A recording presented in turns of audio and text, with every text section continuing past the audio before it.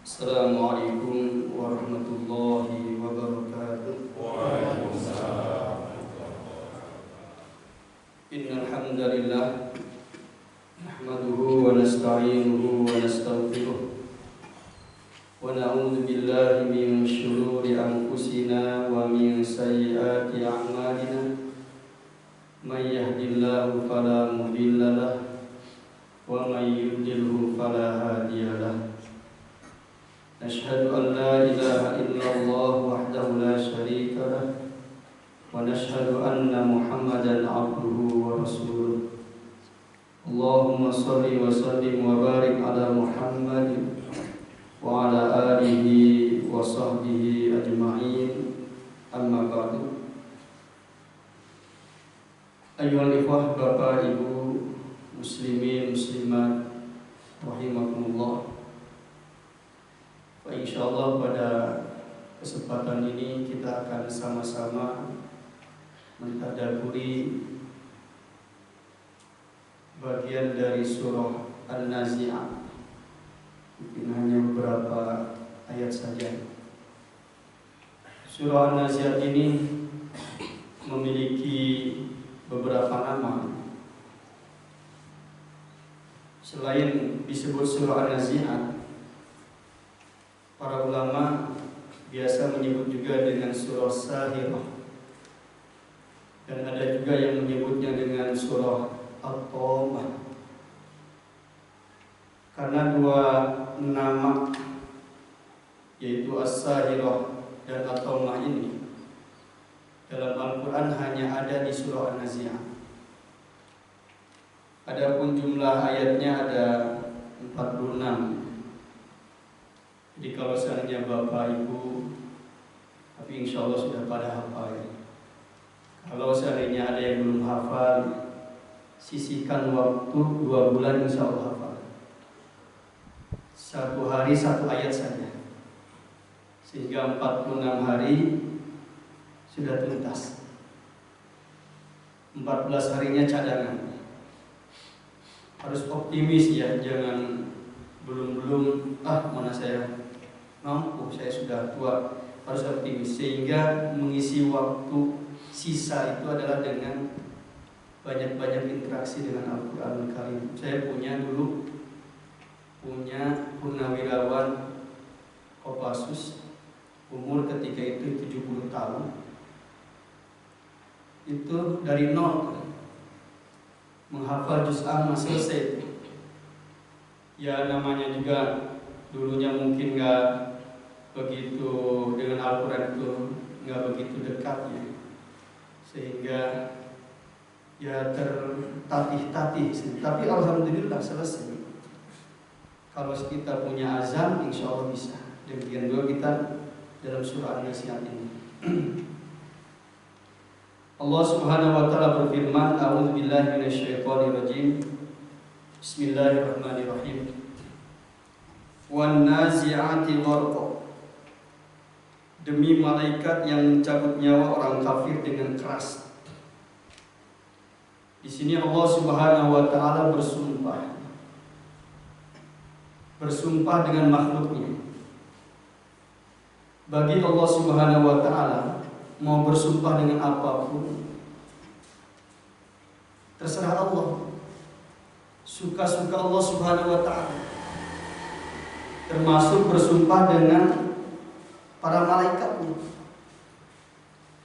Berbeda dengan kita. Kalau kita bersumpah tidak boleh selain atas nama Allah Subhanahu wa ta'ala. Kita bersumpah harus wallahi billahi tallahi. Tidak boleh bersumpah demi langit, demi bintang, termasuk demi waktu. Kalau bagi Allah Subhanahu wa taala nggak ada muskilah.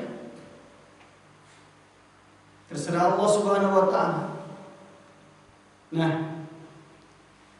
kalau Allah Subhanahu wa taala sudah bersumpah, maka yang pertama akan ada kabar yang akan disampaikan oleh Allah Subhanahu wa taala yang begitu penting. Sebagaimana ketika kita bersumpah, maka ada sesuatu yang harus kita kuatkan. Nah, Allah Subhanahu wa Ta'ala bersumpah, apalagi sumpahnya sampai beberapa kali, sampai ayat kelima.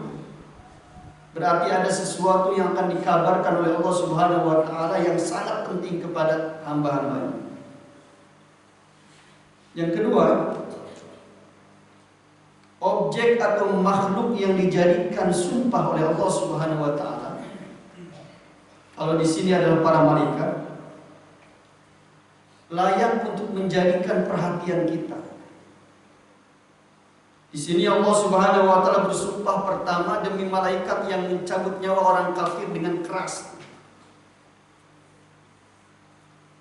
Bagaimana Allah Subhanahu wa Ta'ala izinkan para malaikat mencabut nyawa? Ingat, bukan Allah Subhanahu wa Ta'ala nggak mampu mencabut nyawa. Terlalu mulia Allah Subhanahu wa Ta'ala secara langsung mencabut nyawa hamba-hambanya. Bagi Allah Subhanahu wa Ta'ala gampang. Tapi Allah Subhanahu wa Ta'ala perintahkan tentara-tentaranya dari jenis malaikat. Nah, para malaikat ini yang mengiringi Israel itu akan datang pertama, kalau seandainya kepada orang kafir, malakul maut atau kita menyebutnya Israel, dia akan duduk di atas kepalanya, kemudian diiringi oleh malaikat-malaikat yang lain. Ketika malaikat Israel ini meminta kepada orang ini untuk keluarkan ruhnya, ruh ini nggak mau. Dia muser-muser, muter-muter. Makanya dipaksa oleh malaikat Israel untuk dikeluarkan. Dan sakitnya luar biasa. Sebagaimana firman Allah Subhanahu wa Ta'ala, "Walau tara id yatawaffal ladzina kafarul malaikatu yadribuna wujuhahum wa adbarahum wa dhuhuruhum." Dan kalaulah engkau melihat, menyaksikan bagaimana malaikat mencabut orang-orang kafir dengan memukul jidat-jidat mereka, punggung-punggung mereka, dubur-dubur mereka, dipukul, dipaksa. Karena asalnya orang kafir itu adalah hubud dunia, cinta dunia, nggak mau pisah dengan dunia. Makanya nggak mau berpisah dengan dunia, dia nggak mau keluar itu ruhnya. Maka dipaksa oleh malaikat Israel. Kebayang nggak kalau seandainya kita ada syaraf kejepit, itu baru satu syaraf. Katanya sakitnya luar biasa tuh syaraf kejepit. Baru saja satu syaraf.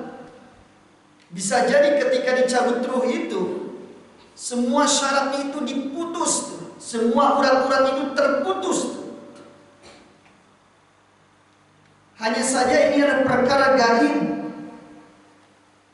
Kita tidak bisa menyaksikannya secara langsung, walaupun kadang-kadang Allah Subhanahu wa Ta'ala menampakkannya 1-2 kali.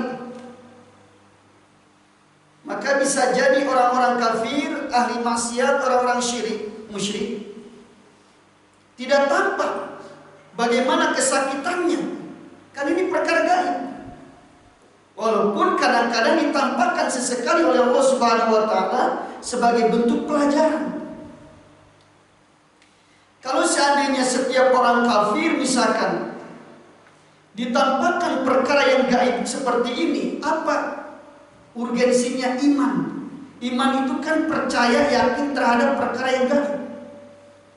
Misalkan orang kafir ketika dicabut tiba-tiba rambutnya menjadi pada berdiri misalkan, atau keluar asap misalkan. Setiap orang kafir yang dicabut nyawa keluar asap dari semua lubangnya, maka orang pasti akan beriman semuanya. Terus apa ujian imannya itu di mana? Nggak ada. Makanya kan perkara gaib. Nah, ketika malakul maut atau Israel ini mengambil atau mencabut ruhnya, tidak lama di tangan malakul maut direbutlah oleh malaikat-malaikat yang mengiringinya. Ini sebagaimana sabda Rasulullah. Diambil oleh malaikat-malaikat yang mengiringinya.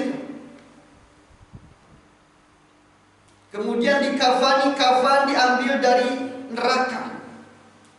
Kemudian dikasih bebauan, bau-bau dari neraka. Dibungkus, kemudian diangkatlah, dinaikkan ke atas ke langit.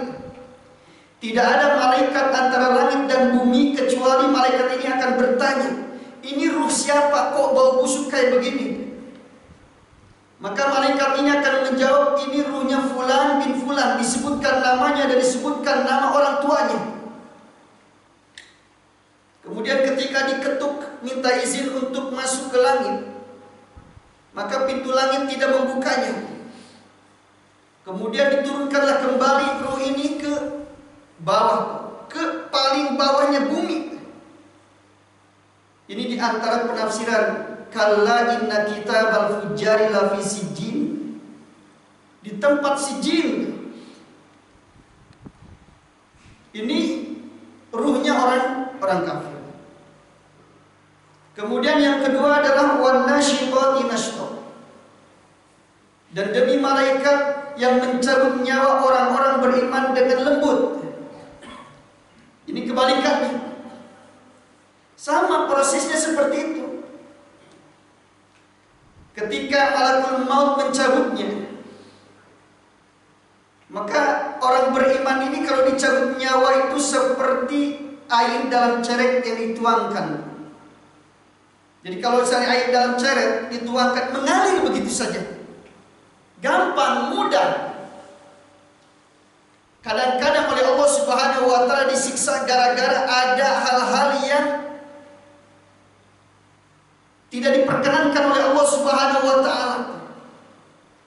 Dan susahnya, sulitnya orang beriman dalam dicabut nyawa itu adalah salah satu bentuk pengampunan Allah Subhanahu wa Ta'ala. Jadi kalau seandainya ada orang yang beriman kok sulit, susah kematiannya, bisa jadi itulah salah satu cara Allah Subhanahu wa Ta'ala menyiksa orang tersebut lebih dahulu daripada nanti disiksa di alam barzah. Atau mungkin ada orang yang mungkin secara zahir dia muslim, secara zahir dia mukmin, tetapi dia punya pegangan tertentu yang kita tidak tahu. Kadang-kadang susah. Mungkin punya susu, mungkin dia punya apa ya kalau di Jawa namanya cekelan, cekelan. Diuji oleh Allah Subhanahu wa Ta'ala seperti itu.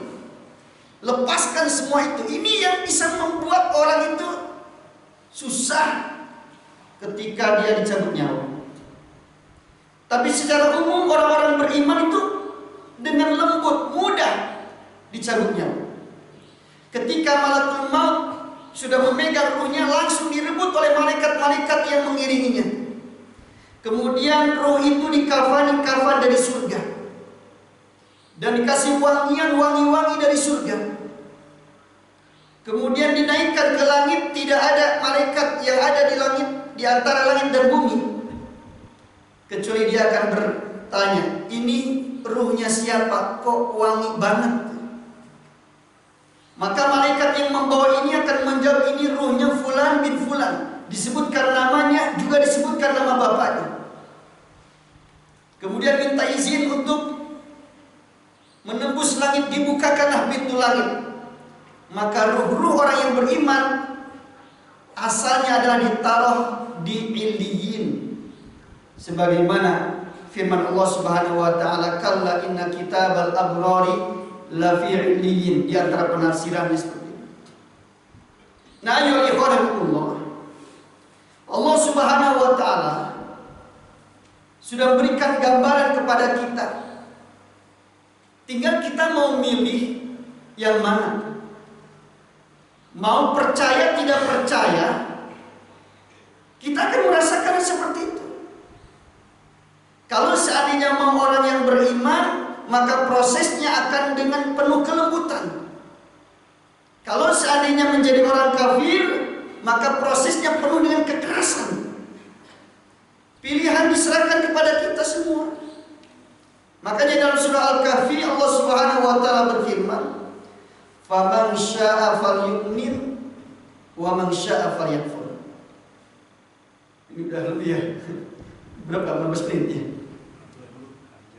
20 menit. Faman syaa falyu'min wa man syaa falyakfur. Barang siapa yang mau beriman, berimanlah, dan barang siapa yang kufur, silakan kufur. Apa susahnya bagi Allah Subhanahu wa taala? Apa ruginya bagi Allah Subhanahu wa taala? Enggak ada ruginya. Yang jelas Allah Subhanahu wa taala sudah memberikan penjelasan bayan kepada kita. Perkara-perkara gaib itu sudah dijelaskan oleh Allah Subhanahu wa taala dalam Al-Qur'an ataupun melalui lisan Rasulullah sallallahu alaihi wasallam. Wasabihati sabha. Dan demi malaikat yang turun dari langit dengan mudah. Ada juga yang mengartikan malaikat yang menunaikan tugas-tugasnya dengan mudah. Malaikatnya seperti itu. Adanya kalau seandainya malaikat itu diperintah oleh Allah Subhanahu wa taala, adanya hanya kalimat sami'na wa ata'na. Tidak akan terbayang malaikat itu sami'na wa asoina, enggak. Atau mungkin seperti kita sami'na wa fikir-fikirna. Mendengar tapi dipikir-pikir dulu. Ini menguntungkan atau tidak? Apa untungnya dalam urusan dunia? Kalau menguntungkan dalam urusan dunia, kita kerjakan. Enggak. Malaikat itu sami'na wa ata'na. Mudah sekali. La ya'sunallaha ma amarahum wa yaf'aluna ma yu'marun. Mereka tidak bermaksiat kepada Allah Subhanahu wa taala dan mereka siap mengerjakan apapun yang diperintahkan oleh Allah Subhanahu wa taala. Jadi ada malaikat-malaikat yang memang tugasnya beribadah kepada Allah Subhanahu wa taala, taat kepada Allah Subhanahu wa taala. Hanya sujud, hanya ruku kepada Allah Subhanahu wa taala, hanya tasbih kepada Allah Subhanahu wa taala. Apa artinya ini? Kalau seandainya kita hamba-hamba Allah Subhanahu wa taala dari jenis manusia, semuanya persis seperti Firaun, persis semuanya seperti Firaun,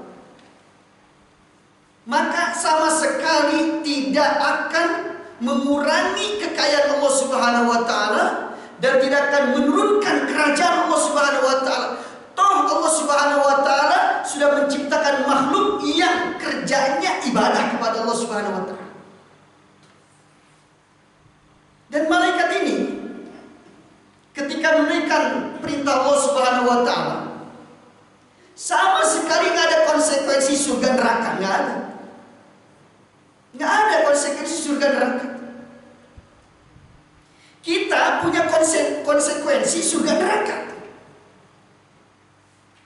Benar, malaikat itu ada di neraka, ada di surga, tapi kan dalam rangka tugas, bukan dalam rangka menikmati surga dan tersakiti di neraka. Kan ada yang tugasnya menyiksa orang-orang kafir di neraka, ada yang tugasnya menjaga surga. Tapi kita nggak taat sama Allah Subhanahu wa taala, konsekuensinya bisa neraka. Berarti sejatinya yang butuh taat kepada Allah Subhanahu wa taala itu ya kita. Ketika kita tidak mau taat kepada Allah Subhanahu wa taala, maka ancamannya seperti itu. Makanya kata Rasulullah sallallahu alaihi wasallam, semua Bani Adam itu akan masuk surga. Semua Bani Adam akan masuk surga. Illa man aba, kecuali yang enggak mau. Jadi ada yang enggak mau. Kaget para sahabat, ya Rasulullah, siapa itu yang enggak mau masuk surga? Kata Rasulullah sallallahu alaihi wasallam, orang yang taat kepada Allah dan Rasulnya dakhala jannah, masuk surga. Dan orang yang tidak taat kepada Allah dan Rasulnya faqad abad. Orang yang tidak taat kepada Allah dan Rasulnya, inilah orang yang menolak, nggak mau masuk surga. Jadi ada orang itu nggak mau masuk surga. Padahal sejatinya setiap Bani Adam itu layak, pantas untuk masuk surga. Nah, ya Allah. Demikian juga kecepatan para malaikat, begitu mudahnya para malaikat dalam menunaikan, termasuk turun dari langit ke bumi. Nah nanti malam Lailatul Qadar itu kan di antara makna Al-Qadar itu, bumi itu dipenuhi oleh para malaikat. Qadar itu kan penuh karena malaikat-malaikat yang ada di langit pada turun tuh ke bumi. Itu menandakan keberkahan bumi pada saat itu, pada malam Lailatul Qadar yang kita selalu menanti-nantinya, mengusahakannya, mencarinya. Bagaimana kita beribadah ketika itu adalah pas bertepatan dengan malam Lailatul Qadar. Teruskan itu. Saya pakai Google. Oh, kalau nggak dijawab berarti jangan diteruskan. Ya mungkin ini dulu ya yang bisa saya sampaikan, mudah-mudahan bermanfaat kita semua. Subhanakallahumma bihamdika asyhadu an la ilaha illa anta astaghfiruka wa atubu ilaik. Walhamdulillahirabbil alamin. Wassalamualaikum warahmatullahi wabarakatuh.